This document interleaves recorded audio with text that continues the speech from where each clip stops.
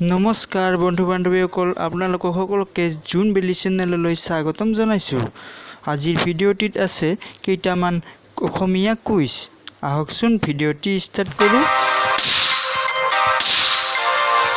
1 number প্ৰশ্নটি আছিল, শ্ৰী শ্ৰী মাধৱদেৱৰ জন্ম কেতিয়া হৈছিল? উত্তৰ 1489 চনত। 2 নম্বৰ প্ৰশ্নটি আছিল, মাধৱদেৱৰ পিতৃৰ নাম কি আছিল? উত্তৰ গোবিন্দগিৰি ভূঞা।